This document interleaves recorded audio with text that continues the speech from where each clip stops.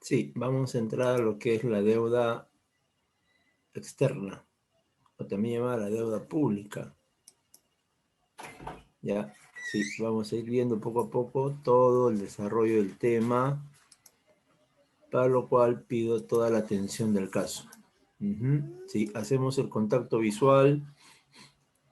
A ver, contacto visual, todos, una vez rapidito. Muy bien, muy bien, muy bien. Carmen, Roxana, José, muy bien. Chávez, Pérez, José, muy bien. Coronel, Romero, muy bien. Mía, Camila, Evelyn, correcto. A ver, los demás, chicos, vamos. El tiempo se agota. Ya, listo. Entonces, ahí está Pérez, correcto. Ya. Entonces, miren, se trata de esto. Se trata de ir conociendo poco a poco lo que es la deuda pública, la deuda externa, ¿no? Principalmente del grueso de deuda que tenemos, la deuda más importante, la deuda más destacada es la deuda externa. Y hoy día vamos a ver todo lo que corresponde a sus orígenes, sus características, sus consecuencias, porque esta deuda sí que trae problemas, ¿ah? Sí, trae serios problemas para una economía tan pequeña como la peruana. Hasta a los países grandes le genera problemas internos, ¿no? Como por ejemplo, pagar la deuda externa genera, mire, genera más pobreza, dependencia, atraso, ¿no? Sí, porque la deuda no se puede pagar, es mucha la deuda. Entonces hoy día vamos a conocerla. Miren, de esto se trata, se trata del manejo de millones de recursos financieros en todo el planeta y que se constituyen como un instrumento financiero, obviamente, pero sí, con una orientación hacia ponerles condiciones a los países para que se acoplen, se amolden a todo el ordenamiento mundial orquestado, dirigido por Estados Unidos. Ya que el país que no se amolde, no acepte estas condiciones, es fuertemente castigado. Ese castigo es financiero, es decir, le bloquean los créditos, le anulan su comercio externo, le confiscan sus ahorros internacionales, le prohíben que tengan relaciones con otros países en el sentido financiero, económico, comercial, etcétera. El caso más famoso del mundo es el caso cubano. Cuba, al salirse del orden capitalista mundial, romper todas esas reglas y construir pues una sociedad a favor de la gente más necesitada, de la gente más pobre, donde todo se confisca, todo se nacionaliza y el Estado asume la totalidad de la economía. A partir de ese momento, en 1959, 60, 61, es severamente sancionada con un bloqueo financiero, comercial, etcétera, etcétera, etcétera. Algo parecido sucede con Corea del Norte. Mucha gente que no sabe nada de Corea del Norte, nada, no sabe ni siquiera dónde queda Corea del Norte, habla de que hay una dictadura, que hay esto, que el otro, pero tú le preguntas dónde queda, quién gobierna, si conoce algo, cero. Sino que la mayoría de nosotros somos fuertemente influidos por la prensa nacional, que es totalmente contraria a estos países, ¿no? ¿Sí? Y responde a los intereses de las grandes corporaciones, grandes transnacionales.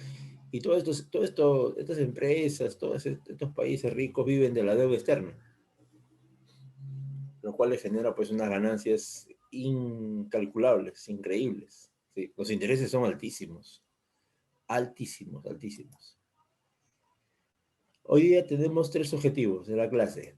Uno, uno es conocer las implicancias, ¿no? ¿Qué trae el país tener esa deuda externa? ¿No? Dos, ¿qué causas? ¿Cómo se origina esa deuda? Ya si nosotros sabemos que la deuda aparece desde la época de la independencia y el primer préstamo que recibimos fue otorgado a José de San Martín para financiar la campaña libertadora del sur. Y fue Inglaterra el primer país que empezó a negociar, ¿no?, con las personas que estaban entrando al Perú, ¿no? Empezó a soltar muchas libras esterlinas para financiar esa campaña militar, ¿no? Luego continuó Simón Bolívar endeudándonos más. Y de ahí José de la Mar, Orbegoso, Gamarra, uy, Ramón Castilla ya fue la estrella de todo esto. Nicolás de Piérola jamás se detuvo en este tema. Igual fue el famoso Augusto B. Leguía. Nunca se detuvo en lo más mínimo Sánchez Cerro. Sí, José Larribagüero continuó el asunto. Odría nos endeudó por 3, o sea, 300 veces subió la deuda externa. Y así, hasta la actualidad, ¿no? Algunos pensarán, pues, con Velasco Alvarado no, la deuda se paralizó. Falso. Con Velasco Alvarado, la deuda aumentó casi 50%, ya no con Estados Unidos, sino ahora con otros países. Por ejemplo, la Unión Soviética. Claro, ahí también hubo un endeudamiento fuertísimo para conseguir todas esas compras que hizo Velasco de armamento moderno, ¿no? Y nos dotó de una de las, claro, así es, Rodríguez. ¿De dónde crees que conseguimos una flota de aviones rusos, una flota de barcos, una, una flota de tanques rusos, miles y miles de AKM, fusiles AKM? Esos fusiles considerados los número uno del mundo, los Kalashnikov. ¿Cómo crees que conseguimos tantas armas si el Perú no tenía efectivo? Claro, se pagó una cuota inicial, pero hasta ahí llegamos. Y el grueso del pago se hizo con deuda. Se hizo con deuda. Así es. Ese Velasco también nos endeudó con otros países. Eso vamos a ver hoy día, esas causas. Tercero, saber todo lo que trae la deuda externa en el Perú. El Perú es considerado un país pobre, pese a tener pues tantas riquezas, ¿no? Somos campeones mundiales en oro, plata, cobre, sí. Hace poco han encontrado uranio, litio, que es minerales muy solicitados en el mundo. Somos una de las potencias de gas en Sudamérica, después de Bolivia y Venezuela. Ahí está el Perú. Tenemos, mire, petróleo, tenemos la mejor pesca del mundo. Vamos en el segundo lugar del mundo en pesca. El primer lugar es China y todavía, para colmo, con peces peruanos.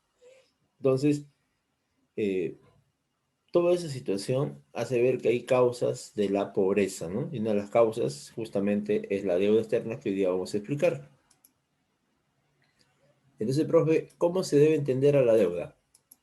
Sí, la deuda hay que entenderla primero no como un solo tema, ¿no? No es como algo así que pareció una fecha, ¿no? Sino por el contrario, es un proceso. El endeudamiento peruano tiene siglos de existencia, sí, y inicia, como dije, en el proceso de independencia, ¿no? Entonces podemos concebirla como el conjunto de obligaciones financieras. Profe, ¿qué es una obligación financiera? La obligación financiera es cuando el país ha contraído, ¿no?, una serie de, ha firmado una serie de contratos para recibir dinero y comprometerse a realizar pagos en determinadas fechas y con determinados montos. Y no se puede, mire, alterar esa fecha de pagos. Por eso se dice que son obligatorios, ¿no? Realizar esos pagos hacia las entidades acreedoras. Ahora, no solamente son los bancos, ¿ah? Son los propios gobiernos. Los propios gobiernos, con sus bancos centrales, bancos federales, proceden a prestar plata a los países que solicitan. También, ese es de gobierno a gobierno. También hay un tercer acreedor, que es el más eficiente para ellos, que es el Club de París, donde los gobiernos se reúnen, ¿sí? Se reúnen los gobiernos más ricos del mundo, los que son los acreedores, ¿sí? Ellos se reúnen. El acreedor es aquel que ha prestado, es aquel que quiere cobrar, ¿no? Entonces se reúnen los países más ricos, allá en París, y así, en grupo, para ejercer un poder total, una presión total, negocian con cada país, deudor. Así es. ¿Qué te parece, ah? ¿Qué te parece que no negociemos de uno en uno, sino así, del Perú con negocio con 10 potencias mundiales? ¿Ah? ¿Sabes lo que significa eso? Que cualquier cosa que ellos digan para cobrar su plata, generalmente se cumple. Y el país deudor generalmente entra a esas reuniones ya derrotado, porque ¿qué va a hacer, pues, no? Con 10 países juntos que se han puesto de acuerdo qué condiciones ponerle al país pobre, entonces ya no tiene otro. Por ejemplo, ahí está Estados Unidos, Francia, Alemania, Inglaterra, eh, Rusia, China, etcétera, ¿no? En los países pobres, ahí hacen su cola. Perú, Ecuador, Venezuela ya no. Venezuela también estaba en esa lista, pero ya lo han sancionado, ¿no? No le prestan plata ya. Argentina, México, países africanos, Grecia, etcétera. ¿Sí? Si Sandoval alguna duda, ya. Si tienen alguna pregunta, prendan su micro con mucha confianza, sí, y procedan a plantear la pregunta. Y si no, también lo pueden hacer por el chat que estoy leyendo en este instante. Sí, ¿ya? Muy bien, continuamos. Observa, y estas obligaciones han sido contraídas por los agentes económicos nacionales, con gobiernos e instituciones del exterior, del exterior. Esa sería la idea central de la deuda externa. Ahora, todos estos tratos financieros, acuerdos económicos, todo está en moneda extranjera. Nada se hace en soles. Nada de nada se practica en soles. Todo se hace en dólares, principalmente. Y en nuestro país, por su carácter dependiente con Estados Unidos, el dólar es la moneda más importante. ¿Has visto cómo sube, baja el dólar?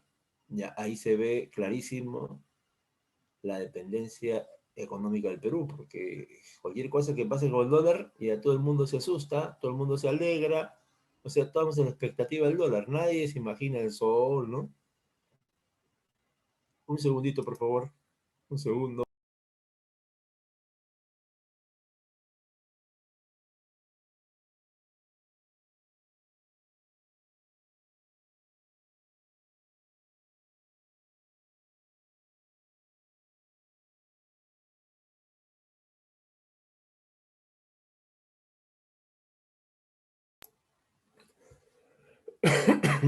Gracias.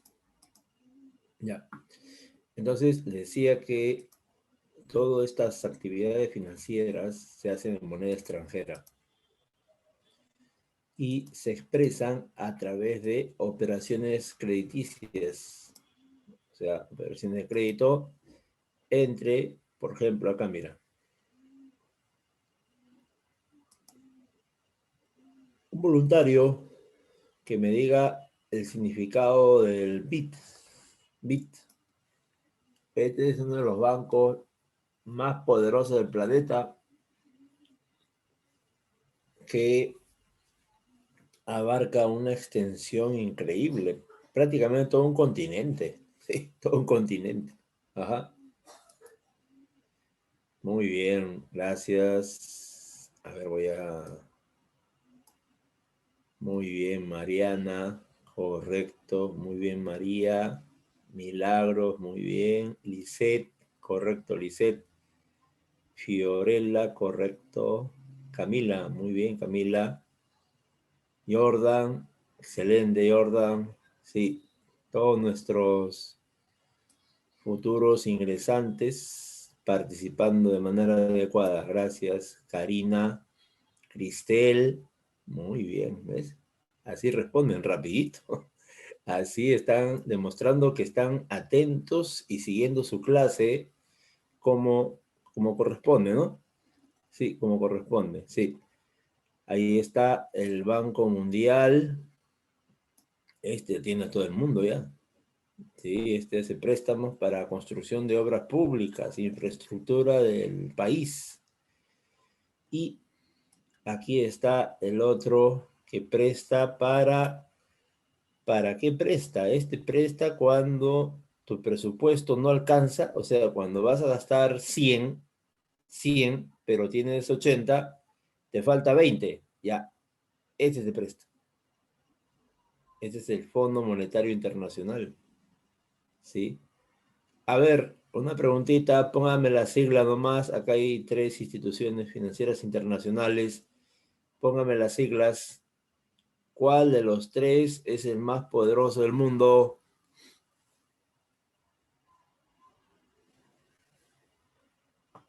Ya, me dicen el FMI, me dicen el BID, el banco, el BC, ¿qué es el BC?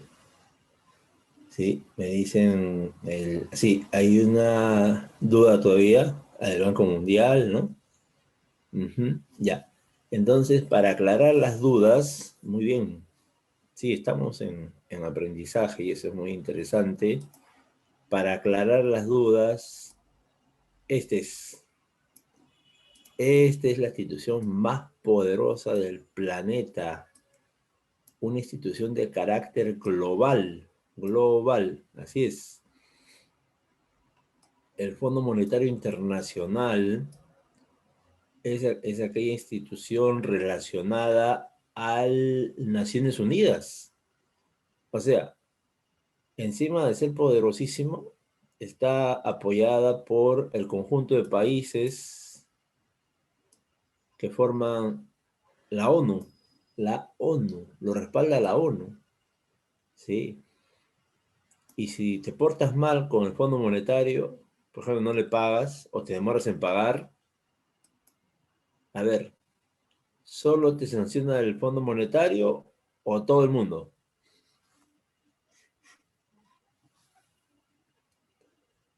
Exacto, así es, Milagros, Mariana, Vanessa, Karen, Cristel, Jordan, José Andrés, exacto. El Fondo Monetario tiene un poder omnímodo, o sea, tiene presencia en todo el mundo. Y los acuerdos, tratados que firma, financieramente hablando, condicionan a las demás instituciones financieras a seguir lo que él hace. Si él sanciona, todo el mundo sanciona. Si él ve bien a un país, todo el mundo lo ve bien. Por esa razón, la mayoría de gobiernos se desviven, se preocupan mucho por quedar bien con el Fondo Monetario Internacional. Uno de ellos es el Perú. El gobierno peruano, durante estas últimas décadas, ha estado más preocupado de quedar bien con el Fondo Monetario Internacional que de ver pues la salud del pueblo, la educación del pueblo, ¿no? La seguridad del pueblo, ¿no? Todas esas cosas han quedado en segundo plano, pero sí cumple los pagos de la deuda externa de manera puntual, sin un atraso. O sea, el pago a los trabajadores del Estado puede demorarse una semana, quizás 3, 4 días, algunos 2 semanas, y no hay problema. ¿Sí? La plata a veces no llega a las zonas más pobres del Perú, ¿no? Por temas burocráticos, no saben cómo solucionar, y ahí todos están tranquilos, duermen tranquilos en sus casas, los funcionarios públicos. Pero a ver, dile que no queremos que paguen la deuda, ya que le quitas el sueño, le da pesadillas ese día. Ministros de Economía, asesores, viceministros, burócratas del Estado peruano que han sido formados en las universidades más pitucas del Perú, como la Pacífico, la de Lima, ¿sí? Estar en esas universidades y egresar de esas universidades es fijo conseguir trabajo en el Estado. Fijo, fijo, fijo. Si no, te invito a que averigües quiénes están en el Ministerio de Economía.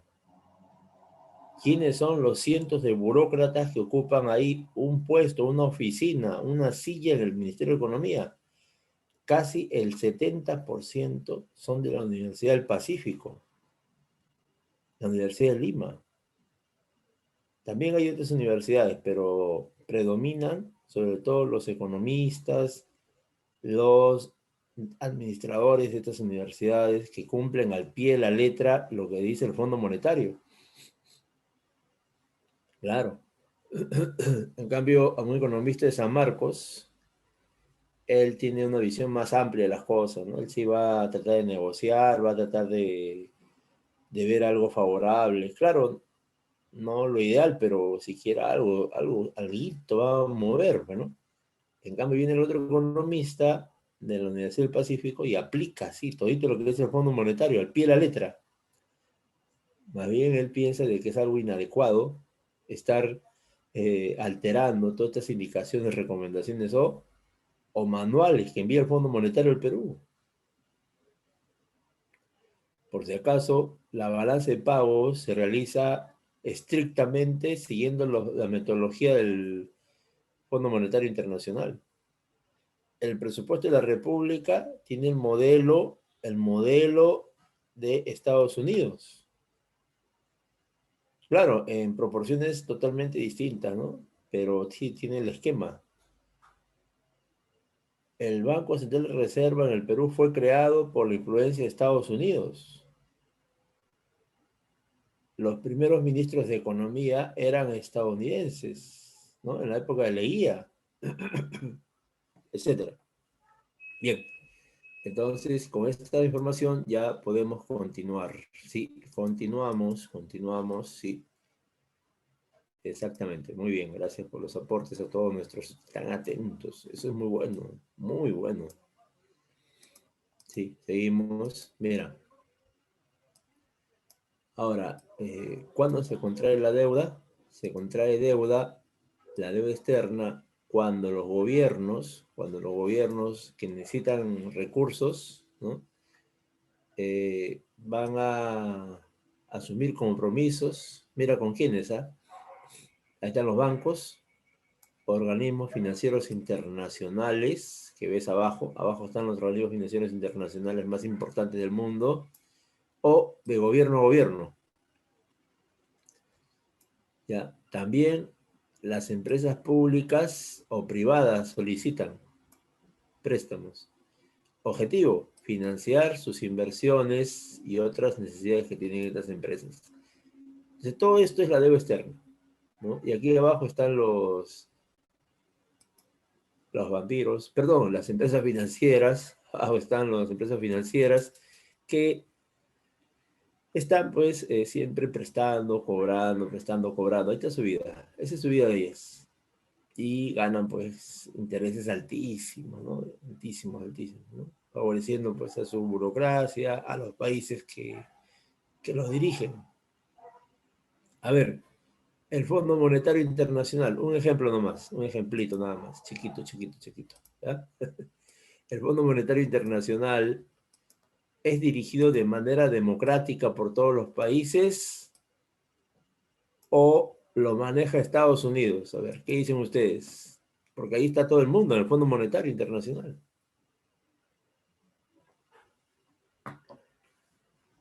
¿Qué dicen ustedes? ¿Qué opinan? Eso es la opinión personal nomás. Algunos me dicen que el Fondo Monetario lo maneja todo el mundo de manera equitativa, igualitaria, ¿no? Hay una democracia en el Fondo Monetario, algunos piensan eso, ¿no? Pero la mayoría, la mayoría es una encuesta que estamos tomando, la mayoría me dice, profesor, a simple ojo, a simple vista lo maneja Estados Unidos, profesor. Claro, y tiene razón.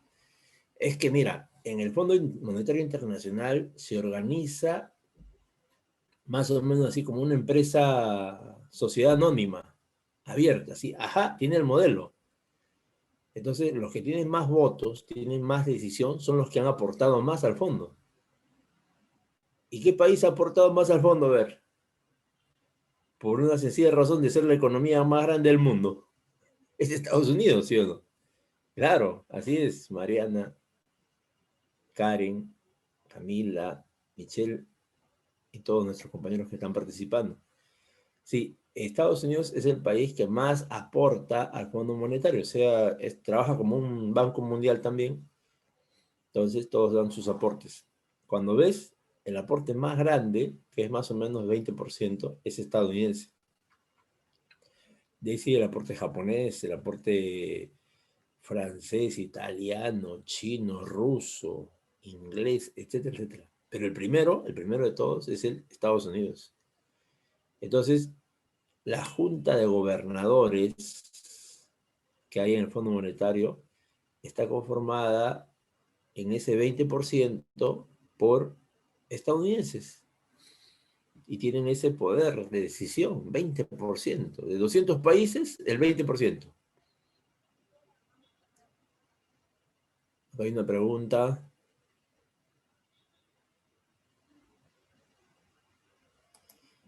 A ver, voy a tratar de explicar la pregunta, ¿no? O sea, la respuesta, mejor dicho.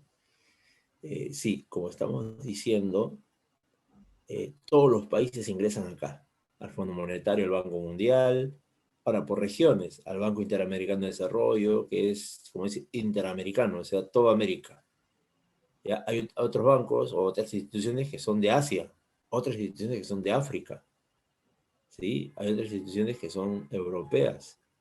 Entonces, todos los países entran al Fondo Monetario, al Banco Mundial. Pero, claro, hay una jerarquía en estas instituciones financieras. No, no todos son iguales. Por esa razón, esa jerarquía, ese poder que tienen, los coloca en el primer lugar, segundo lugar, tercer lugar. Por ejemplo, el Fondo Monetario, como ustedes han dicho, está en el primer lugar. En el primer lugar se encuentra. Y es así que el Fondo Monetario establece ciertas condiciones para mantenernos en el fondo. Si el Perú, por ejemplo, se sale de esas condiciones, no cumple, y lo peor para el fondo es que no pague la deuda, uy, ahí sí ya vienen las sanciones, como le están haciendo ahora a Venezuela. Sí, lo que le hacen a Venezuela es sanciones drásticas en el plano financiero, comercial, le quitan sus ahorros. El gobierno venezolano, como cualquier gobierno, tiene plata en el extranjero, depositado en bancos grandes del mundo. O sea, cuando vienen las sanciones, le decomisan sus ahorros. Por ejemplo, Inglaterra le ha quitado a Venezuela miles y miles de millones de dólares ahorrados, ¿no? Producto del petróleo en ese país. Bueno, Estados Unidos es más feroz contra Venezuela, ¿no? Y así ejercen su poder. Por eso no hay organismos santos, tranquilitos, son organismos feroces que tratan de imponer sus condiciones financieras. Si no, si no cumples, ya sabes lo que va a pasar ya. Y el Perú no es ajeno a estas medidas, ¿eh? A ver, ¿en qué gobierno el Perú recibió sanciones parecidas a las de Venezuela? Un segundo. Leo las respuestas. Un segundito.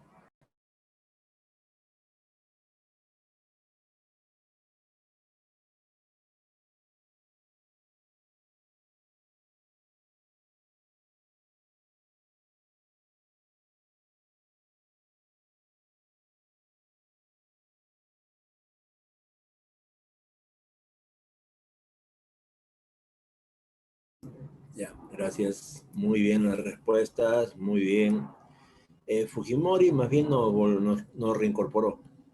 Sí, apúntalo por favor. Con Fujimori volvimos a la economía internacional. Fue con Alan García, sí, fue con Alan García en su primer gobierno, donde el gobierno aprista se negó a pagar la deuda, o puso sus condiciones. Alan García, todo impetuoso, ¿no? Todo decidido, líder, supuestamente de Sudamérica, le dijo a estos organismos, le dijo que no va a pagar lo que ellos exijan, ¿sí? En su época rebelde, de joven, ¿no? Le dijo, no, vamos a pagar solamente el 30%, nada más, nada más. Uy, ¿para qué dijo eso? Al día siguiente, claro, le preguntaron si era cierto lo que estaba diciendo, si no era una broma, porque ya saben, ¿no? Todo el mundo sabe que meterse con estos organismos financieros es peligrosísimo, porque no solamente va a sufrir el gobierno, ¿qué sufrirá? Pues, ¿no? El gobierno tiene todos los recursos y si no hay plata ahí tiene, saca del Banco Central. ¿Sabes quiénes sufren? Las poblaciones. Si no, mira a los venezolanos, mira a los cubanos, mira a los coreanos del norte, cómo están padeciendo. El día que le saquen el bloqueo a esos tres países, para empezar, porque también está Siria, Irak, etcétera, el día que le saquen el bloqueo, esos países se disparan, ¿sí? Se convierten rápidamente en minipotencias. Por eso Estados Unidos teme, está temeroso de quitarles el bloqueo, porque mira a Cuba, potencia mundial en educación, potencia mundial en salud, medicinas. ¿Mm? Imagínate, Venezuela, potencia mundial en petróleo, ¿no? Corea del Norte, potencia mundial en armamentismo, tecnología militar, A1, Corea del Norte, con, con Kim Jong-un, ¿ves? Entonces, Ala García le rete, le dice, no, señores, acá se hace lo que el gobierno peruano dice. ¿Por qué? Porque tenemos soberanía, decidimos nosotros. Y le dice que le va a pagar solamente una parte nomás. Cuando escuchan eso, los organismos financieros se ponen de acuerdo y dicen, ya, hay que castigarlo para que sea ejemplo. Y nos declaran país inelegible, también llamado país negro. ¿Y sabes qué significa eso? Que ningún país del mundo te va a prestar un centavo hasta que el Fondo Monetario diga o levante la sanción, levante el bloqueo. Sí, nos bloquearon financieramente. Nadie nos quería prestar. A ver, y los préstamos es un capricho en el Perú, es es un gusto o es una necesidad hacerle préstamos.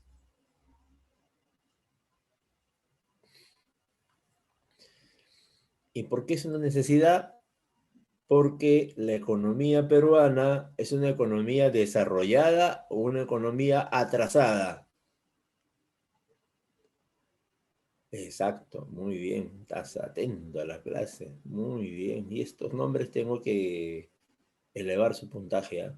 Sí, se han ganado sus notas, todos los que están escribiendo están en el hilo de la clase, están siguiendo así, punto por punto que se va explicando. Mira, qué bien, felicitaciones al tutor, al salón, a todos los compañeritos, que es una de las aulas más participativas, más interesadas en su desarrollo académico, en su desarrollo personal, porque estas pruebas aquí del chat de estas pruebas son irrefutables. Hay un interés por ir conociendo, interpretando, analizando, reflexionando sobre temas económicos fundamentales.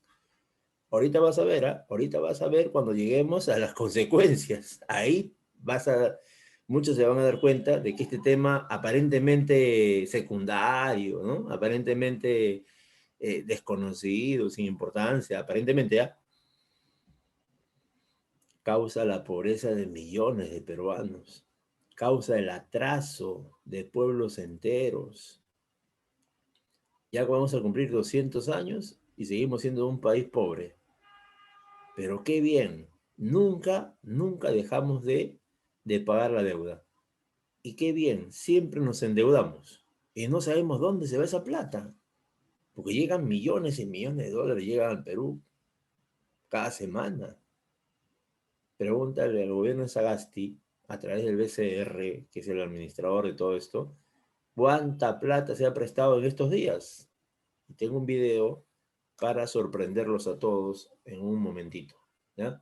Sí, este video nunca lo van a producir los peruanos. Esta prensa vendida jamás va a producir estos videos. Se tienen que extraer un video extranjero. Sí, porque tú vas a ver videos acá peruanos, ninguno te habla de los problemas de la deuda. Todo dice, no, está bonito, está bien, nos hemos endeudado, aplausos, viva la deuda, gracias a la deuda estamos bien. ¿Cuál bien?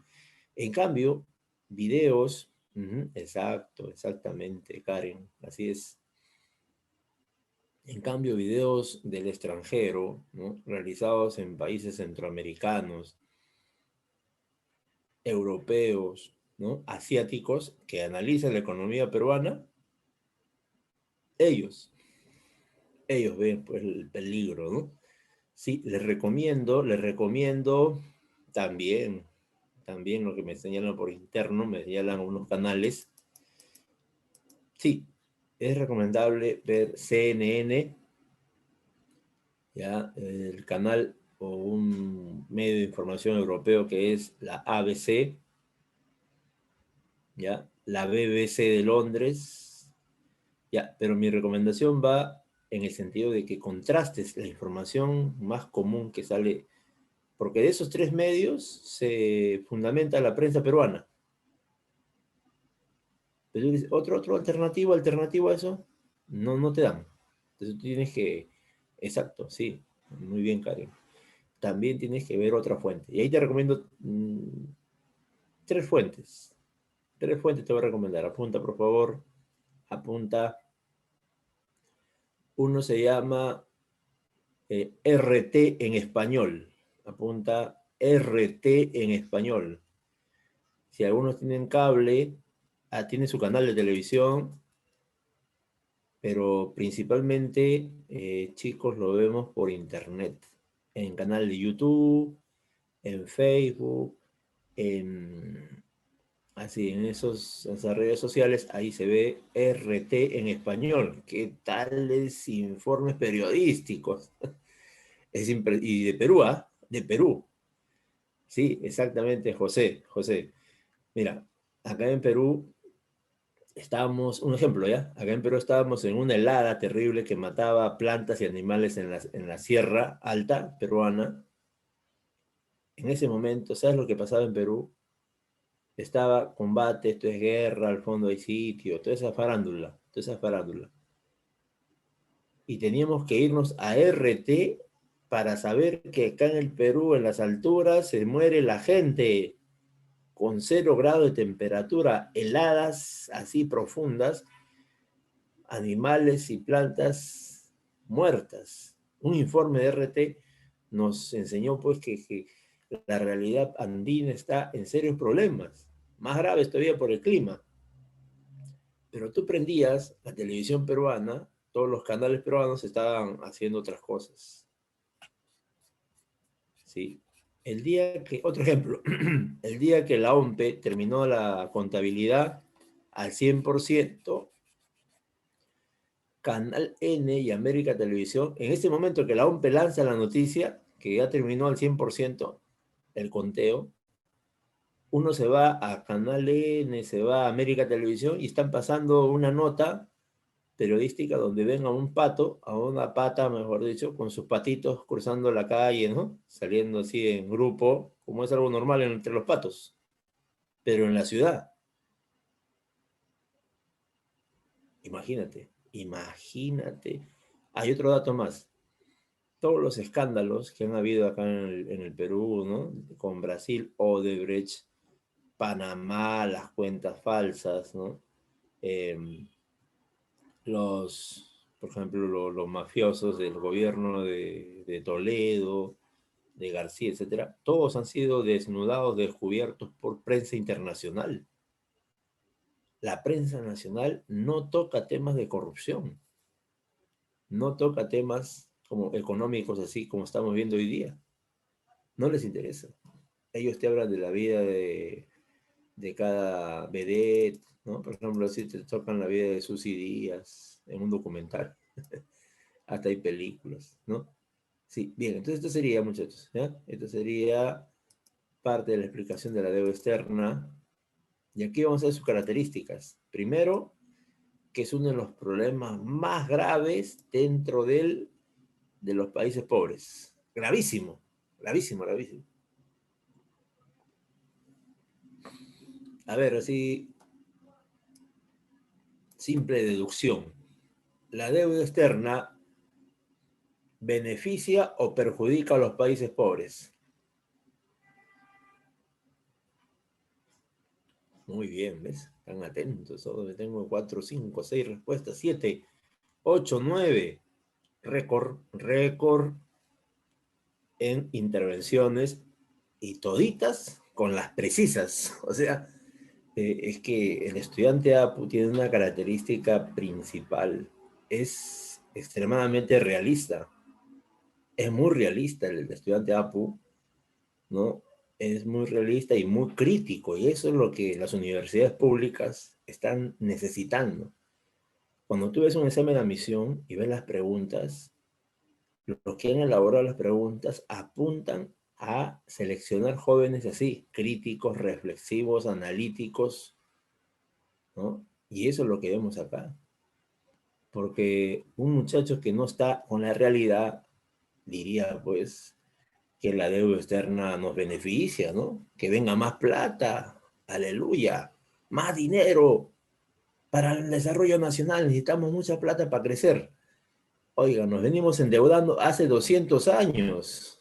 Hace 200 años la deuda continúa y cada vez somos más pobres, lo cual demuestra la afirmación de nuestros jóvenes estudiantes que la deuda externa trae más atraso, más pobreza a los países como el Perú, ¿no?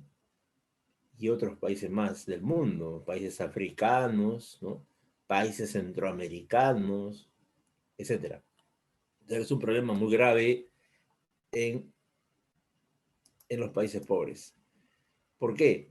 Porque para conseguir financiamiento, para que consigas plata, así es, para que consigas dinero, no te lo van a dar por buena gente, te van a exigir, te van a someter, te van a condicionar a que cumplas programas de ajuste estructural. O sea, ¿qué significa economía estructural?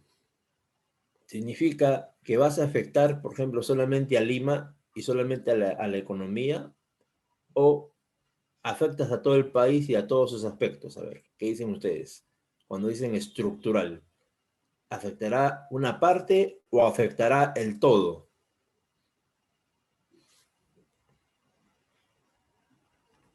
Muy bien, Mariana, Lisette, correcto, Cristel, claro, muy bien.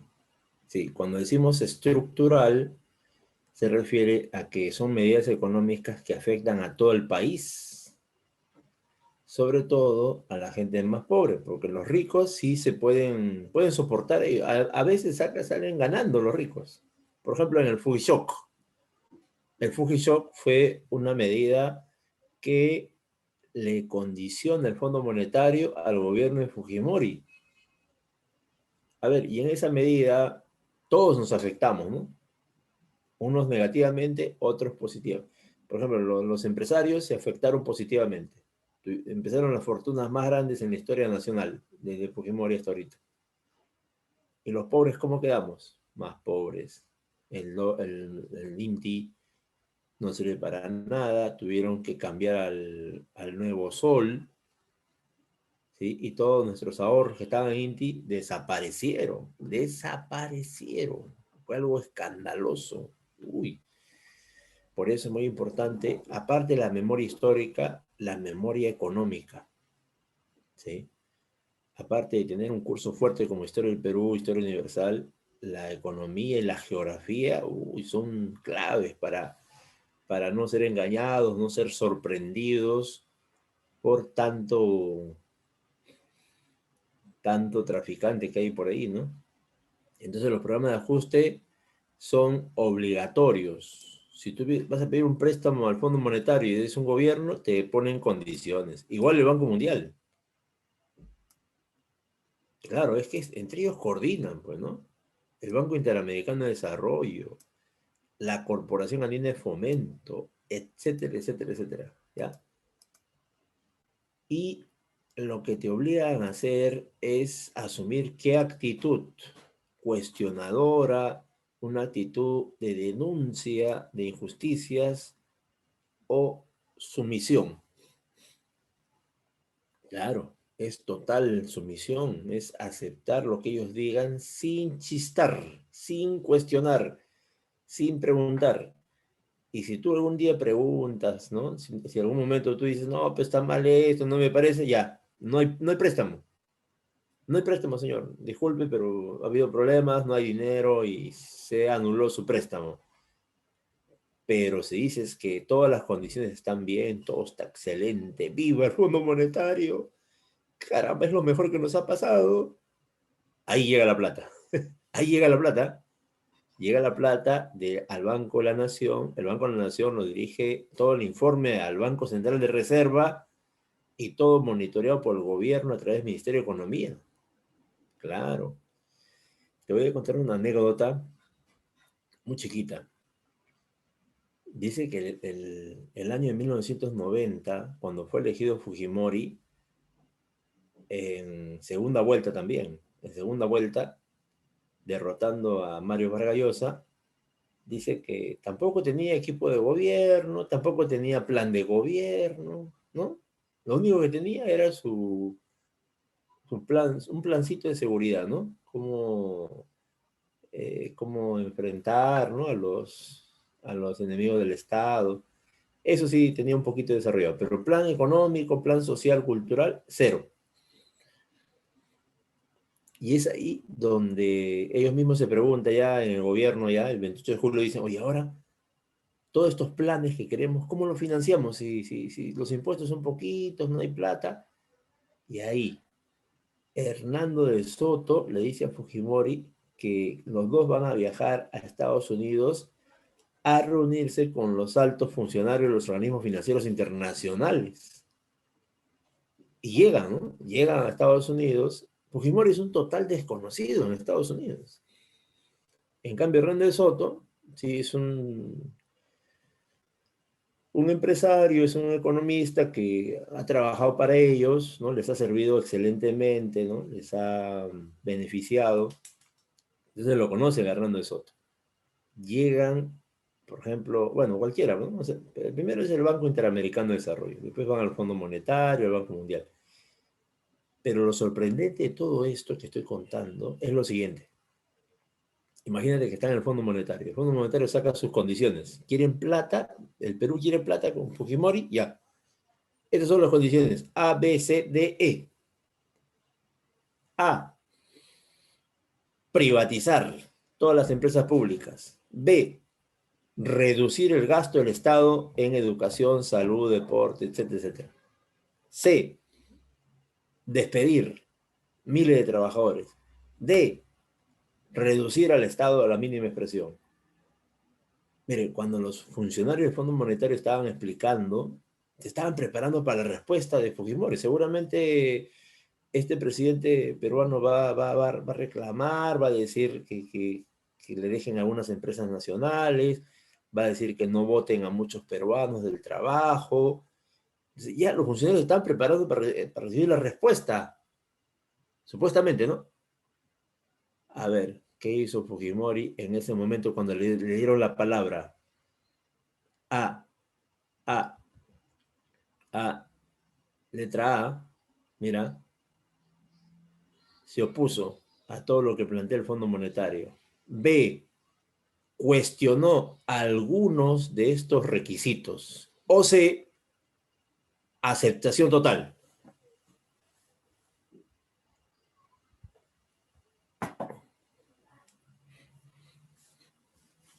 Ya, hay algunas respuestas esperanzadoras, ¿no? Algunos me dicen, profe, yo creo que cuestionó algunas, profesor, porque es lo mínimo que se puede esperar de un presidente que defienda pues a su gente, ¿no? Sí. Algunos todavía tienen la esperanza. Muy bien, señoritas, jóvenes. Desgraciadamente, para el pueblo peruano, este personaje, Alberto Fujimori, aceptó totalmente. Los funcionarios se asustaron. Y, oye, cualquier presidente de México, otro país, siquiera cuestiona uno de los puntos, ¿no? Pero Fujimori, ¿sabes lo que dijo Fujimori? ¿Sabes cómo respondió a todos estos requisitos? ¿Dónde firmo? ¿Dónde firmo? ¿Dónde firmo? Así pedía el papel. ¿Dónde pongo mi firma? Una, como dice Jordan, una total sumisión. Como dice Camila, aceptación total, profesor. Ningún mínimo de dignidad de defender a sus trabajadores, de defender a sus empresas nacionales, de defender un poquito el presupuesto hacia la población más necesitada, porque los ricos no piden plata para sus colegios, ellos ponen sus colegios y le equipan de todo. Son los pobres los que van a necesitar colegios nacionales y siempre los pobres están exigiendo que aumenten el presupuesto. Fujimori había aceptado reducir el presupuesto en educación, salud, etcétera, para, a ver, ¿con qué objetivo el Fondo Monetario le exige al gobierno peruano reducir el presupuesto en gastos sociales? ¿Cuál es el objetivo? Económico.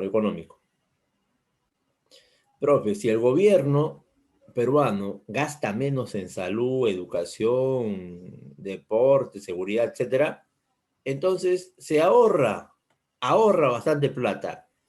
Exacto, Jordan, muy bien.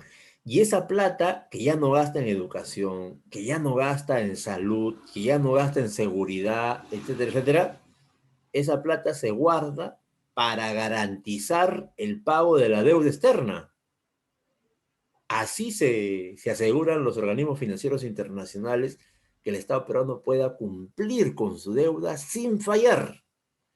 Porque si estos organismos le permiten que el Estado siga gastando en educación, salud, deportes, al final puede ser que no tengan para pagar, ¿no? ¿Sí? Entonces ahí va a haber problema. Entonces primero hay que condicionar y ahí hay una total sumisión del gobierno peruano. Muy bien, ya tengo una respuesta muy adecuada a la pregunta. Listo. Y obviamente que toda esta situación favorece a los países más ricos del mundo. A la cabeza Estados Unidos. Cuando los norteamericanos sacan pluma, sacan cuentas, ven que el Perú les ha dado pues ganancias extraordinarias. Por eso, hasta ahorita, si tú vas a Estados Unidos, le preguntas a los economistas de Estados Unidos, ¿qué te parece el Perú?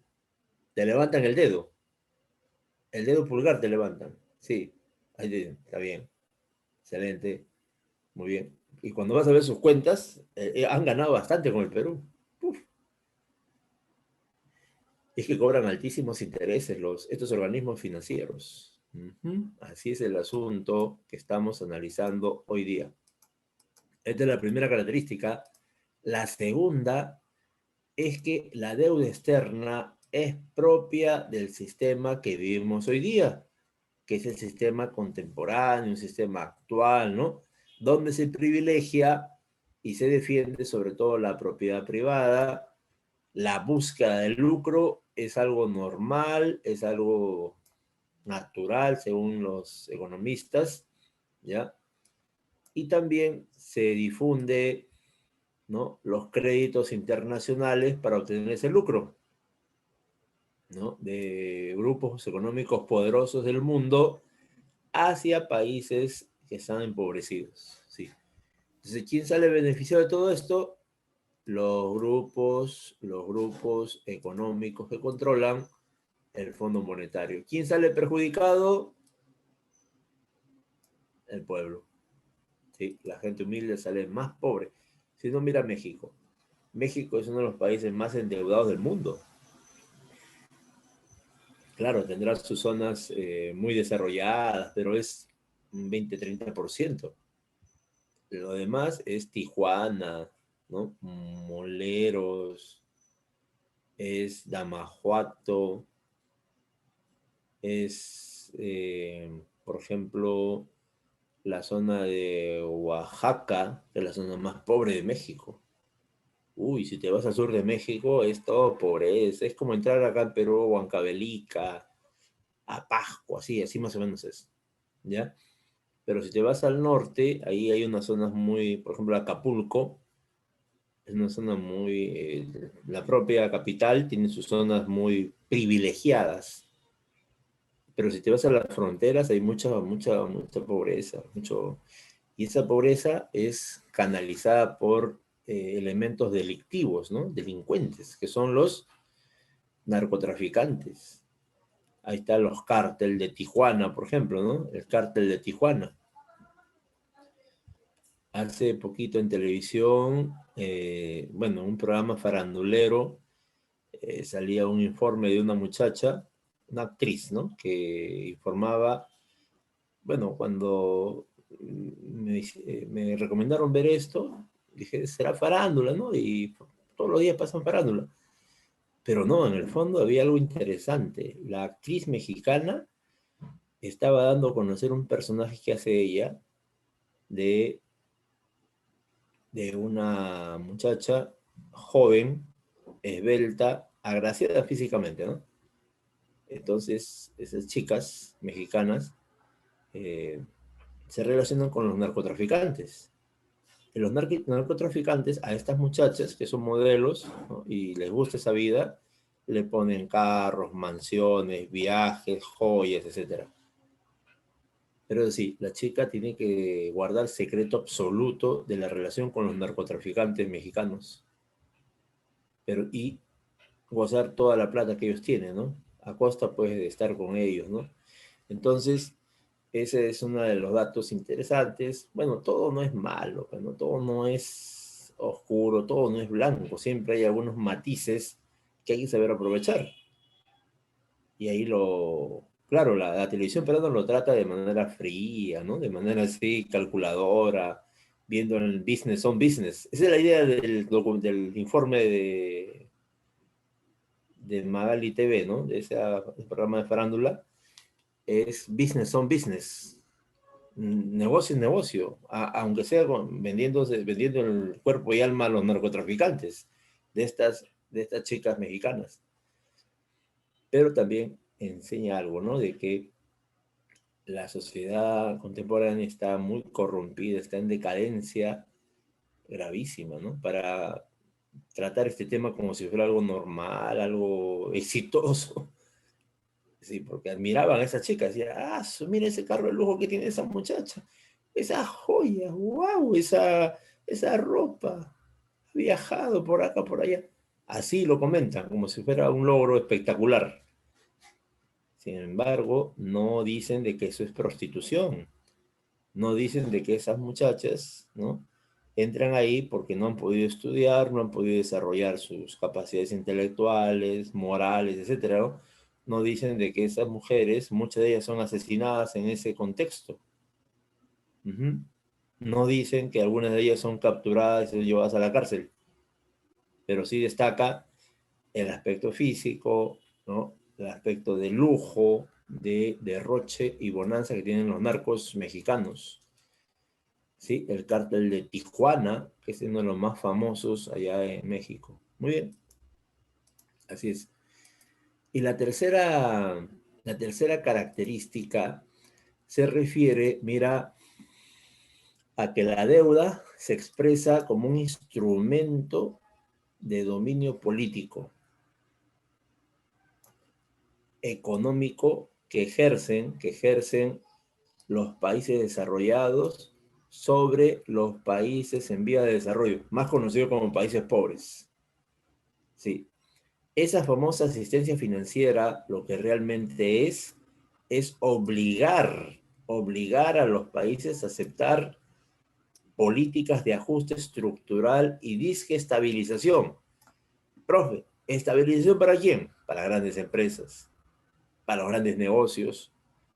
Y por el pueblo, profe, ¿qué le recomiendan?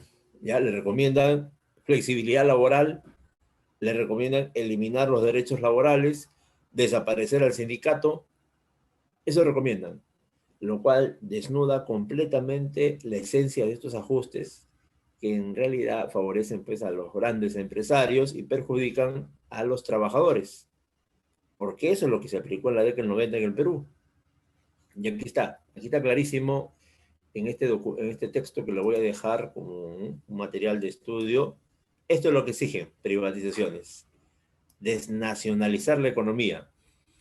La economía peruana hoy día en manos extranjeras como estadounidenses, chinas, inglesas, españolas, francesas, chilenas, brasileñas, colombianas, todos se han metido al Perú. Pero los peruanos, ya los peruanos están administrando un poquito la economía nacional. Eso es todo lo contrario a lo que hacen los países desarrollados. Los países desarrollados tienen casi el 60% de la economía en manos estadounidenses, en manos alemanas, japonesas. Yo diría más, ¿eh? Más de 60, 70%. Y el resto, una mínima parte, dice, ya vengan capitales extranjeros. Y se dan el lujo de escoger las mejores inversiones. No cualquier inversionista, rechazan inversionistas fraudulentos, eh, inversionistas estafadores, rechazan inversionistas que son los más despreciables, pues, ¿no? Hay inversionistas que tienen plata, pero no quieren cumplir las leyes, abusan de sus trabajadores, contaminan el medio ambiente, venden productos truchos, o sea, mal hechos, bamba, etcétera, etcétera, ¿no? Ya, rechazan, dicen, no, no, no, a Japón no entran esas cosas, que vengan inversionistas legales, los mejores. Acá en Perú se meten toditos entran. Por ejemplo, Doerran, la empresa minera más famosa de Estados Unidos, ha llegado al Perú durante décadas y décadas, 30, 40, 50 años, ha destruido la zona más rica en tratamiento de minerales. ¿Cómo se llama esa zona que ha sido contaminada, siendo la cuarta ciudad más contaminada del mundo?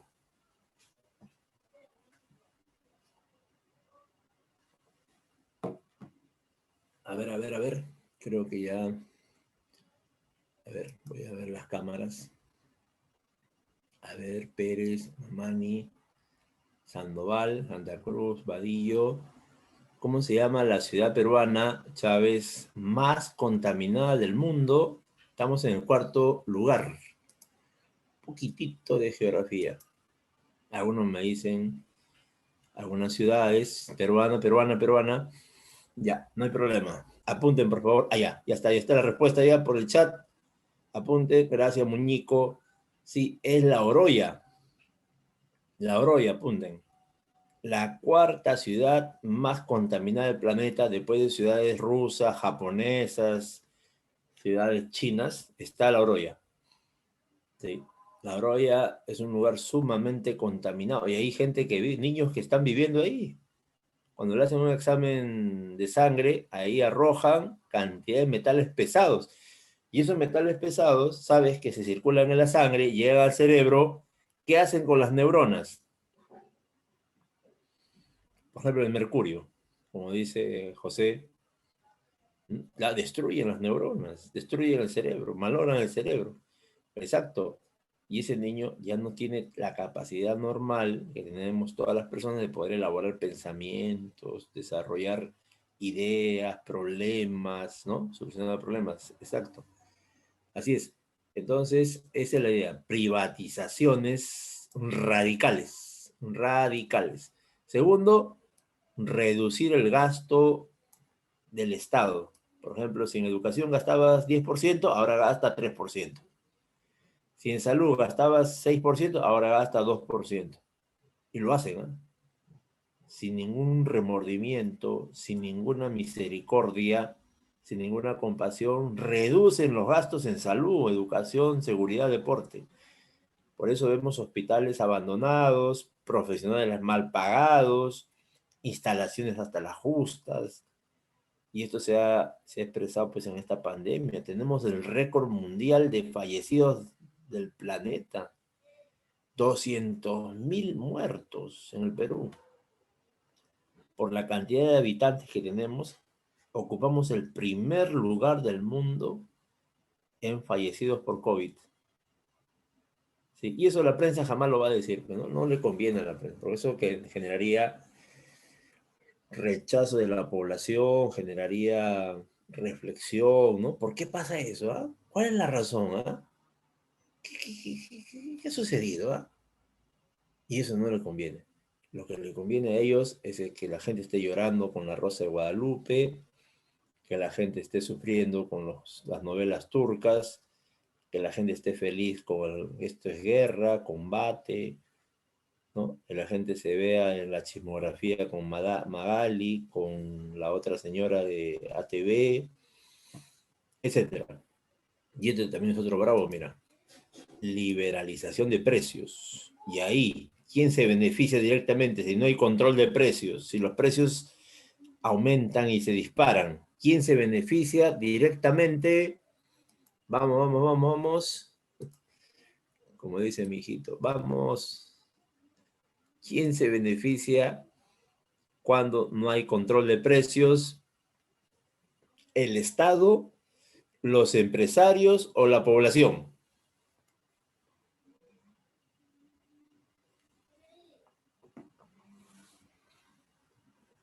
Empezaron a cobrar el doble, el triple, el cuadro. Oye, 70 veces subieron los precios, porque la inflación de Fujimori fue contabilizada en un récord también nacional de 7.000%. Claro, la de Alan García fue ya extraordinaria, pues sí, es el récord mundial. Alan García llegó a los 2 millones% de incremento de los precios en sus 5 años. Claro, el Fujishock favoreció a los... Por eso los empresarios, la mayoría son fujimoristas, porque recuerdan que Fujimori dio el Fujishock y a los 2, 3 días del Fujishock las ganancias se dispararon. Por ejemplo, un empresario tenía de ingresos 100 millones. Con el Fujishock, al día siguiente 200 millones. Al día siguiente 300 millones. ¡Wow! Así. Sí, exorbitantemente las ganancias. Por eso muchos de ellos, dejando de lado su moral, su buen proceder, apoyan a estos grupos que están relacionados pues, a organizaciones criminales, ¿no? Como todos sabemos ya. Bien, continuamos. Mira, cuarta característica. Esta deuda externa se origina, aquí está la causa, se origina, acá está el origen de la deuda, y desarrolla cuando se exporta el capital financiero. Los países más grandes del mundo que han fusionado el capital industrial lo han colocado en los bancos y los bancos van a prestar a todo el mundo eso que prestan, que es plata de las industrias de sus países, ¿no? A través del sistema financiero se llama capital financiero. Y no lo prestan a bajo precio, ¿eh? Sino con la mayor rentabilidad posible. Mira, 50%, 100%, 300%. Uy, es carísimo prestarse en el extranjero. Pero si tú te comprometes a pagar esos intereses, te lo dan inmediatamente. Ah, y si pones como garantía el Banco Central, la plata sale rápidamente. Sí, entonces son préstamos que se van, ¿no? A la especulación financiera, a la bolsa de valores, etcétera, etcétera. ¿Ya? Bien. La quinta característica es que la deuda tiene un desarrollo cíclico. Es decir, tiene periodos de alta liquidez, o sea, hay épocas donde los países ricos tienen bastante plata y a veces su mal manejo le lleva a periodos de crisis y ajustes. A ver, voy a poner la flechita. ¿Quién me dice, a ver, cómo se llama este punto que estoy señalando en este momento? Baja o alta liquidez. A ver, ¿quién me dice? Baja o alta liquidez. Alta, muy bien, alta, correcto. Ajá, está participando. Ya, a ver, a ver, a ver, a ver. Sí, muy bien, muy bien. Pérez, Mamani, Navarro, Rivas, correcto. Sí, alta liquidez. Obviamente que esta alta liquidez puede ser de diferentes causas, ¿no? Por ejemplo, imagínate, ¿ya? Que acá en Perú se acaba el oro o la plata, pero en Alemania encuentran una mina de oro nuevecita, recién descubierta. Y no hay oro de Perú, que era uno de los principales abastecedores de oro del mundo, ¿no? Entonces, como ya Perú no tiene, entonces el oro alemán empieza a subir de precio y Alemania registra altos ingresos. ¿Ya? Igual Arabia con el petróleo, ¿no? Igual algunas empresas africanas con el diamante, ¿no? O empresas de petróleo, ¿no? Etcétera. Entonces, cuando estas empresas experimentan altas ganancias, eso le dicen alta liquidez internacional, que es la punta de esa curvita, ¿no? Profe, y si está aquí la curva, a ver, ¿cómo le dices? ¿Ah? ¿Auge, crisis o recuperación? A ver, ¿cómo le llamas a esa curva que está abajo? Muy bien, muy bien. Es la crisis, profesor. La crisis económica está acá abajo. Es la caída, ¿no? La caída de todo. Así es, muy bien. Ajá, correcto. Por ejemplo, mira, dice que en nuestra patria, acá en Perú, en el caso peruano, dice que tenemos periodos de bonanza, mire, periodos de bonanza para endeudarnos y encima sin objeciones, ¿no? En cambio, en la época de crisis sí nos ponen condiciones para un préstamo y encima restricciones y para remate nos exigen cambios estructurales. Por ejemplo, privatizar las empresas, despedir trabajadores, reducir el gasto en educación, por ejemplo, ¿no? Sí. Ah, y otra cosita, mira, mira, a ver, todos me siguen, por favor. Cuando ellos están aquí en la crisis, ajá, cuando ellos están en la crisis, acá, a ver, ellos seguirán cobrando los mismos intereses a los países deudores o aumentarán los intereses. A ver, ¿qué dices? Cuando ellos están en crisis. Claro, exactamente. Sí, son bien vivos, ¿ah? Y eso lo ponen ahí en el contrato. En el contrato lo ponen. Si hay tales situaciones, podemos modificar los intereses. Claro, no dicen que van a aumentar, ¿no? Dicen, podemos modificarlos. ¿Y qué significa modificarlos? Aumentarlos. ¿Sí? Y el país que ya ha firmado el contrato no tiene otra cosa que aceptarlos nada más. No, no puede negarse. ¿Ya? Entonces Estados Unidos le aumenta los intereses al Perú y el Perú simplemente dice, ya, bueno, pues a buscar más plata. Sí, esa es la idea, José Pérez Vázquez. Son instituciones muy maquiavélicas, nada honorables, nada leales, por el contrario, solamente buscan su beneficio institucional, empresarial, internacional. Y lo que le pase al deudor no le interesa. Ellos nunca han sentido el menor remordimiento, que significa que el Estado peruano reduzca el presupuesto en gasto social, que es, por ejemplo, en comedores populares, en el vaso de leche. Imagínate que el vaso de leche recibía 100 millones, Ahora con estos reajustes le han dado solamente 50 millones.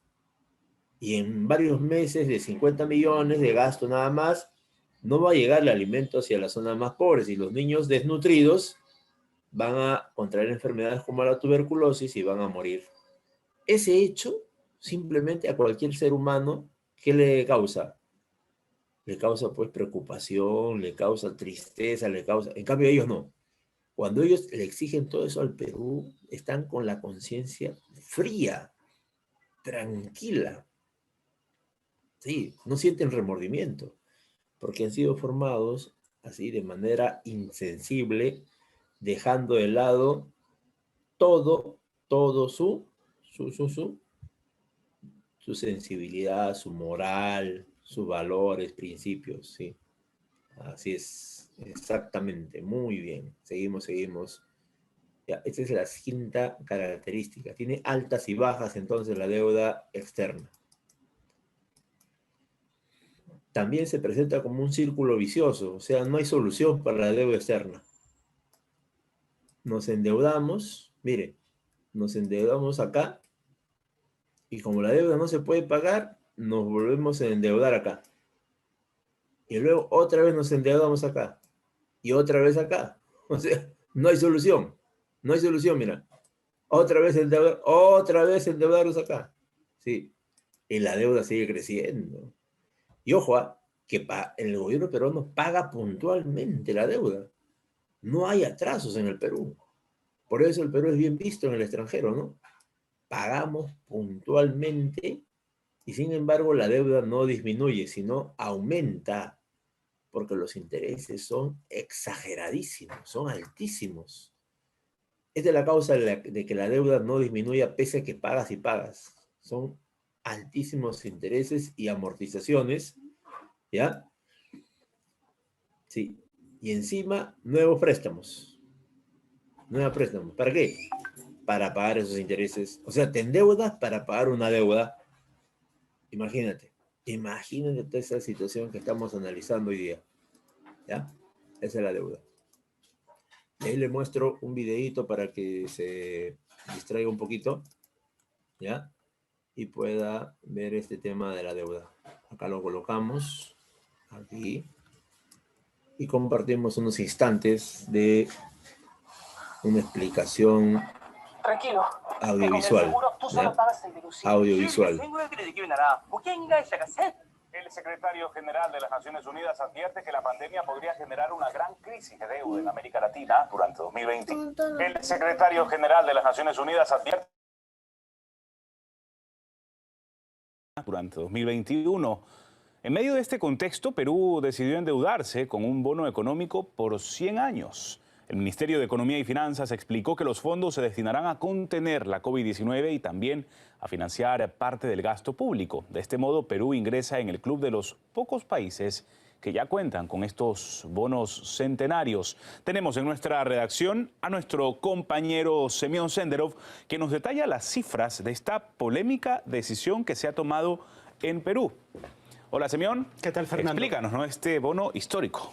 Bueno, Fernando, alguien a quien le gusta planear a largo plazo tendría pues mucha envidia a Perú porque ha tomado esa decisión precisamente de la que estabas hablando de publicar un bono de tanto tiempo. De hecho, estamos hablando de varios bonos que han emitido. Por ejemplo, uno de $1.000 millones que vencería precisamente en 2121. O sea, imagínate que lo pagarían varias generaciones, ¿no? Incluso hasta nietos o bisnietos o aún más allá. Pues también hablamos de otro bono que es de $2.000 millones que vence un poquito antes, en el 2060, y otro de $1.000 millones que vence en 2032. Aquí es curioso porque se trata de un monto de $4.000 millones, pero la demanda era mucho mayor. O sea, los inversores estaban dispuestos a ofrecer al país hasta $15.000 millones. En cuestiones de la economía, esto significa que realmente tienen confianza en el país. Sin embargo, hay que destacar el ambiente en el que se está tomando esta decisión, porque en poco más de una semana el país ha visto prácticamente a 3 presidentes, porque estamos hablando de Martín Vizcarra, lo destituyeron pues precisamente por las acusaciones de corrupción, de supuestos casos de corrupción. Le sucedió pues Manuel Merino, quien duró muy poco tiempo en su cargo porque ha habido fuertes protestas, también con muertes y heridos en las manifestaciones. Entonces ahora estamos hablando de Francisco Sagasti, quien promete pues a restablecer la situación económica y que este dinero pues se devolverá.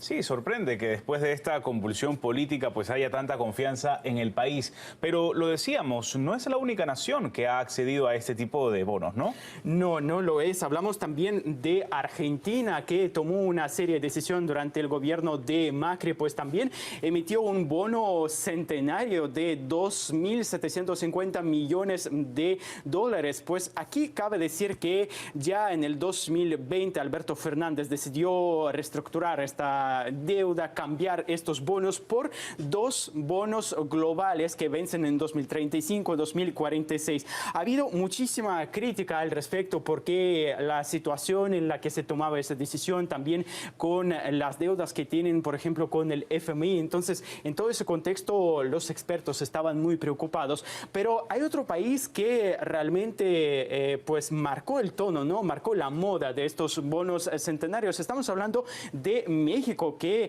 durante los últimos años ha estado depositando más y más bonos. Hablamos de 2010, cuando pues hablaron de un bono de 1.000 millones de dólares, 2014, 1.000 millones de libras esterlinas. Se parece que no podían parar porque en 2015 pues emitieron un bono de 1.500 millones de euros.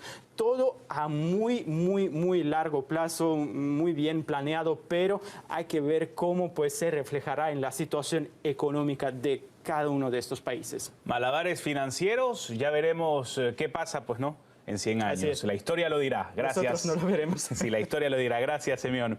Y sobre el tema hemos conversado con el analista de CELAC y exdiputado español Sergio Pascual. Opina que esta importante medida ha sido tomada en medio de las turbulencias políticas en Perú. Destaca que lo que afectará a futuras generaciones quedó decidido por el gobierno interino. Creo que evidentemente cualquier tipo de deuda que se contraiga y por un periodo tan largo compromete políticamente al país y a las futuras generaciones. Es cierto que las deudas se van, digamos, solapando unas con otras, y una deuda a tan largo plazo pudiera ser a priori bien leída, pero en la práctica lo que estamos hablando es de que un presidente que está ahí por la mera coyuntura y al que le queda muy poco tiempo en el poder, porque las elecciones son en abril, ha comprometido 4.000 millones de dólares, nada más y nada menos, para el futuro de la...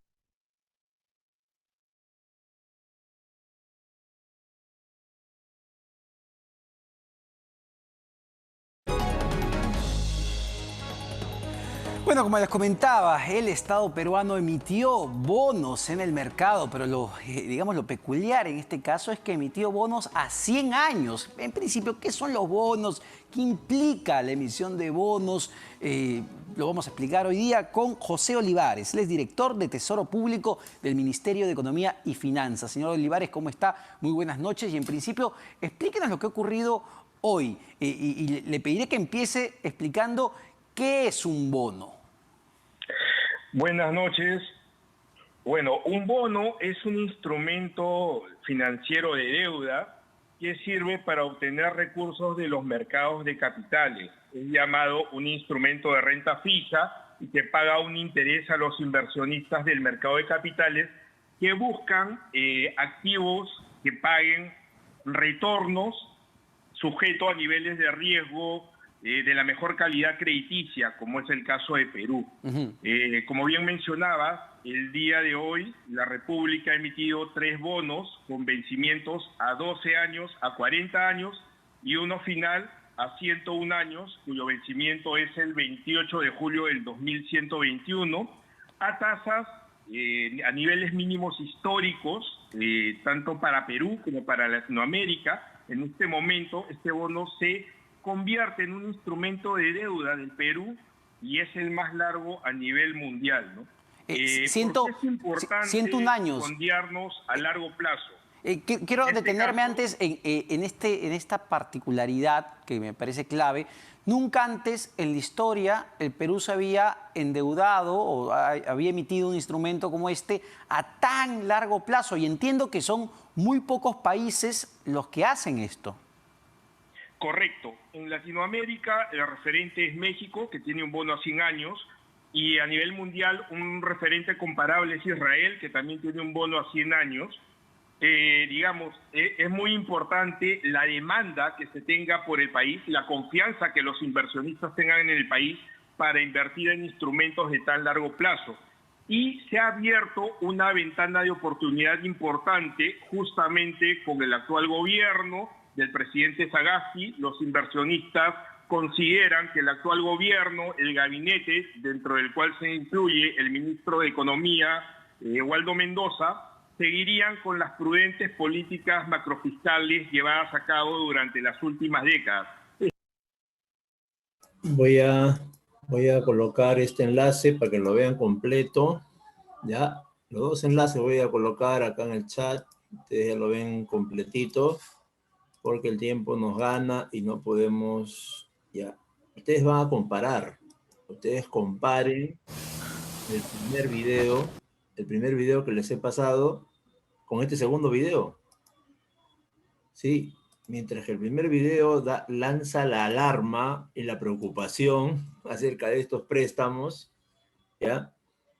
Dice que es perjudicial, ¿no? Endeudarse tanto tiempo, ¿no? Comprometer a muchas generaciones que van a tener que pagar esa deuda. Y el segundo video, el segundo informe nos dice que es algo beneficioso porque va a haber oportunidades, va a haber una serie de beneficios para el país, ¿no? Entonces ustedes mismos saquen sus conclusiones de estos dos informes periodísticos, ¿ya? Bien, continuamos nosotros. Continuamos. Miren acá. Vamos a ver por qué razones nos endeudamos. Hay 2 causas, la causa estructural y la causa coyuntural. La causa estructural se refiere que, como estamos en el sistema actual, en este sistema, en esta sociedad, es algo normal, es algo natural, es algo que es común, que todos se endeudan, ¿ya? Y se basa en la cuestión de la propiedad privada, ¿no? Y ahí es donde los empresarios, dueños de todo ello, buscan ganancias y buscan la forma de que se endeuden los países.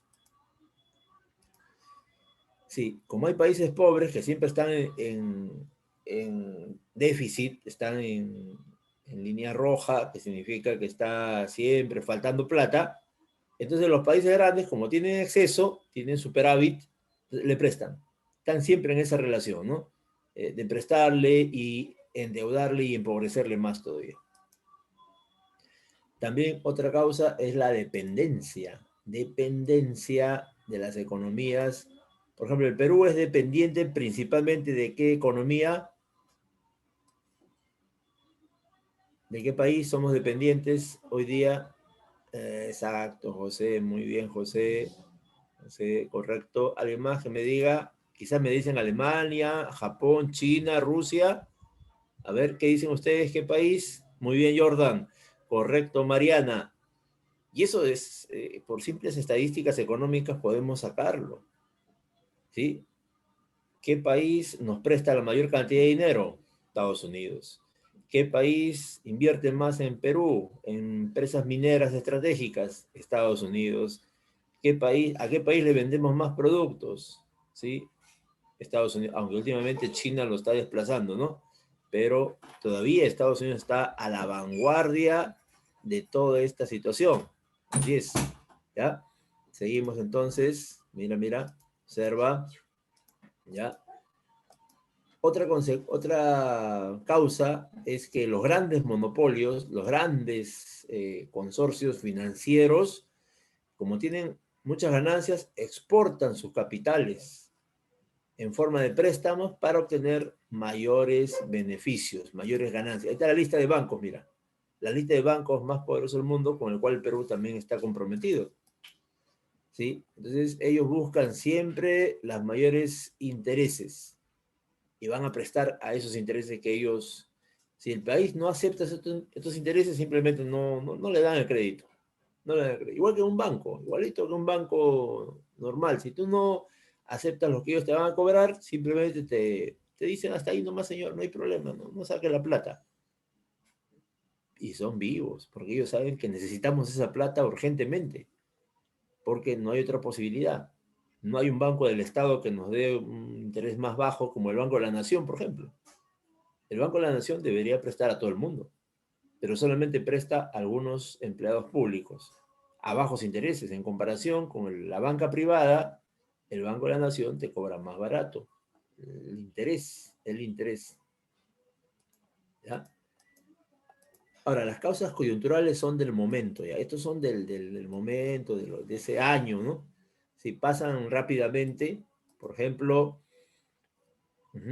disminuye la tasa de interés de los préstamos. Esto no es permanente, esto es de vez en cuando, a las 500, sobre todo para atraer a los países, ¿no? Cuando los países ya no se prestan o no tienen para prestar, para pagar el préstamo, entonces le bajan los intereses.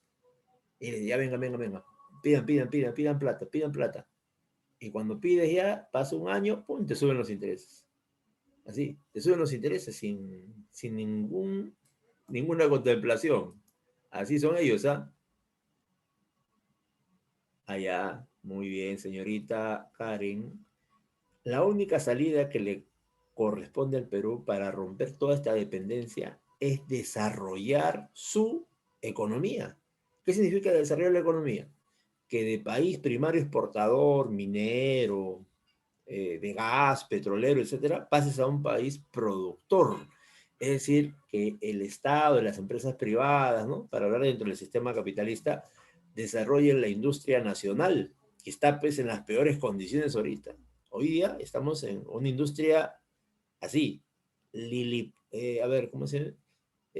Minúscula, pequeña, no sé si la palabra está bien, liliputense, que es así chiquitito, ¿no? El día que esto cambie, cuando la empresa nacional se fortalezca, crezca, avance, aparezcan fábricas por todo el Perú, a partir de ese día podemos ya hablar de bajar los préstamos, porque vamos a tener superávit, exceso.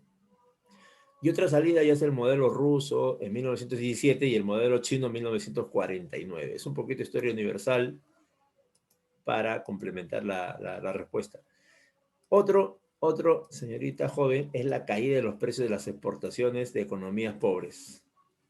Entonces, mira, cuando el Perú vende oro, hay ingresos al Perú, ¿no? Pero si ese oro baja de precio, esos ingresos que esperábamos que lleguen ya no son 100, ahora son 60. Y si son 60, uy, faltan 40. ¿Y esos 40 dónde se consiguen? Préstamos, así es, préstamos. ¿Ves? Los países ricos tienen alta liquidez, entonces ahí prestan, ¿no? Prestan a los países pobres. También otra coyuntura es cuando los presupuestos de los países presentan un vacío, un hueco, un forado, un déficit. O sea, lo que ellos han calculado de ingresos, que son 100, no alcanza para lo que van a gastar, que es 130. Entonces esos 30 que faltan se lo van a tener que prestar de algún país, de algún banco o de algún organismo financiero. También la corrupción, no, perdón, también que el ahorro interno de los países pobres es tan minúsculo que no se puede agarrar para inversiones, ¿no? Entonces tienen que hacerse préstamos. El caso peruano es el más claro, ¿no? Ya, esta es la corrupción. que le han puesto bonito, administración ineficiente de las finanzas públicas. ¿Qué ineficiente va a haber? Si esos tienen títulos de maestría, doctorado, PhDs, toda esta gente que entra al Estado, algunos les exigen estos cargos, estos niveles de preparación. Entonces, ¿qué ineficiencia? Lo que realmente es el alto grado de corrupción que hay dentro de estas entidades públicas que se roban la plata generando déficits al Estado peruano. Comprar armas, tanques, bombas, o en época de paz, supuestamente, comprar pistolas, balas, comprar gas lacrimógeno, uniformes, comprar, sí, exactamente, sí, comprar armas. Y siguiente es afrontar fenómenos inesperados como desastres naturales, huaicos, inundaciones.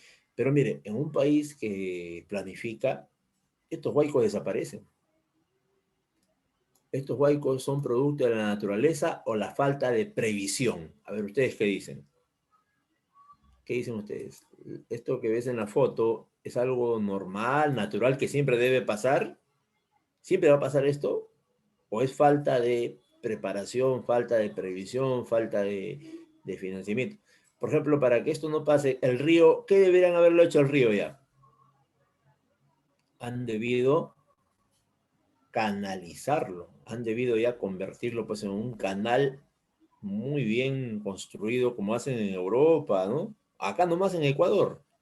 Tú te vas a Ecuador, mira, ahí en la frontera Tumbes, Ecuador, cuando había el niño costero ahí se veía. Como en Perú, todo estaba desbordado, inundación, todo feo, ¿no? Pero te ibas a Ecuador, el río estaba normal, el mismo río, ¿ah? Es que el río lo habían canalizado, habían construido una obra hidráulica, habían construido paredes, base al río, el río pasaba normal, pero cuando ese río Sarumía entraba a Perú, no había canales, no había construcción de nada, y ¡pum! Se desbordaba, porque el caudal aumenta, pues. Y si el caudal aumenta y no hay una construcción adecuada, va a pasar lo que ves en pantalla. Y eso es el fenómeno del niño, ya todos sabemos que se da cada cierto tiempo. Pero no es un misterio, no es algo que no se pueda afrontar, sino que aquí la corrupción es gravísima. Perú, país, potencia mundial en corrupción. Tenemos varias clases de deuda externa. La deuda externa privada, ¿sí? Aquí, privada es cuando lo asumen los agentes económicos particulares, llámese bancos, ¿no?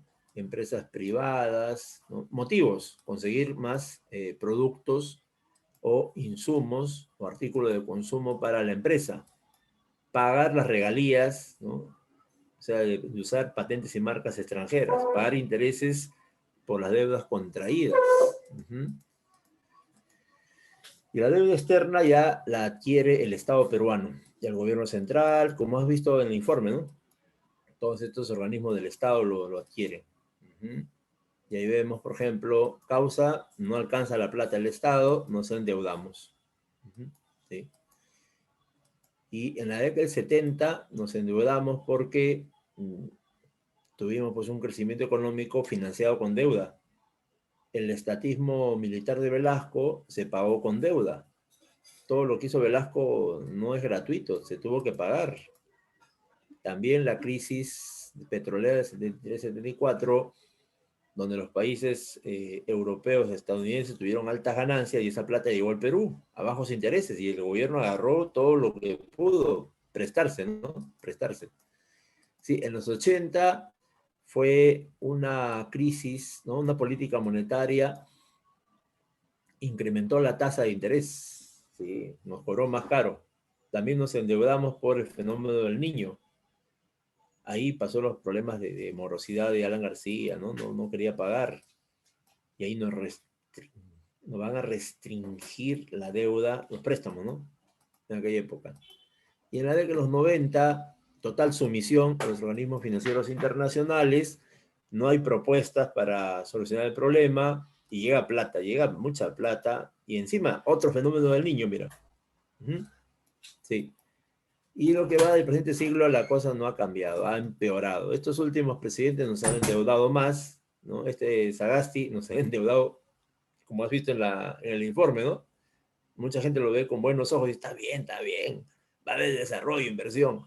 Pasan los años, sigue siendo igual el país. Ellos que han dicho está bien, siguen siendo los mismos pobres de hace 5 o 10 años. Y así va, de gobierno en gobierno, mira, hasta ahorita.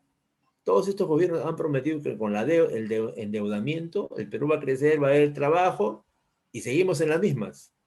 Y ahí te dejo el mapita de los países más endeudados del mundo, encabezado por Estados Unidos, Japón, China, Francia, Reino Unido, Alemania, Canadá, Brasil, México, etc. Nuestros acreedores son el Club de París, que es el conjunto de países más ricos del mundo. Sí, ahí está la relación, te dejo la lista de países. ¿Sí? Tratan de negociar, renegociar. También están los organismos financieros internacionales, que son bastantes. Ahí te dejo la lista. La lista. Los tenedores de bono, que es el tema de los 100 años. 100 años, imagínate. Endeudarse. O sea, el Perú vende estos papeles que ves en pantalla a intereses regulares. Tampoco van a venderlo pues a intereses mínimos, ¿no? Porque ¿quién te va a comprar? ¿Quién te va a comprar si ofreces a 3, 4, 5%? Tienes que ofrecer a 8, 9, 10, quizás más, para que la gente venga y ponga su plata y se lleve los papeles, que son los bonos soberanos, ¿sí? Bien, las consecuencias, bueno, nos seguimos endeudando de una y mil maneras. Ahí están los planes de tratamiento de la deuda, ¿ya? El plan Brady, que es reducir la deuda, porque no pueden pagarlo, no pueden pagar el Estado. Y último, las consecuencias es que el país endeudado se vuelve dependiente de los países acreedores. Aumenta la pobreza y miseria en estos países pobres, ¿no? Sí. Se reduce el gasto social, o sea, la población sufre en salud, educación, seguridad, está abandonado ese aspecto. Y también el poder adquisitivo de los trabajadores cae terriblemente. Sí. Nos cobran más impuestos. La naturaleza se descuida y hay una explotación destructiva y la desigualdad entre ricos y pobres se profundiza. Bien, listo, ahí está el caso colombiano, también para que lo revises con calma, lo estudies con calma. Bien, ahora sí, vamos a abrir nuestro archivo porque ahorita tenemos 5 minutos todavía. 5 minutos para abrir el archivo de la práctica. Todos abran sus archivos para leer conmigo. Sí, vamos acá. APU. Selección material, archivo número 12. Y todos listos conmigo para marcar las claves. Nadie se atrasa. Ya, listo. Ya, empezamos. Voy a proyectar esta práctica para marcar las claves rápidamente y de ahí entrar a nuestro temático. Ya, a ver, ¿dónde está? Acá está. No, ¿dónde está? Acá está. Ya, a ver, ¿todos pueden observar las preguntas? Sí, ¿no? Ya, a ver, número 1 dice, forma parte de los acreedores de la deuda externa pública peruana. ¿El Banco Internacional de Reconstrucción y Fomento? Sí. ¿El Banco Interamericano de Desarrollo? Sí. ¿El Club de París? Sí. ¿País de Latinoamérica? Sí. ¿Cuál es la clave? La letra E. ¿Ya?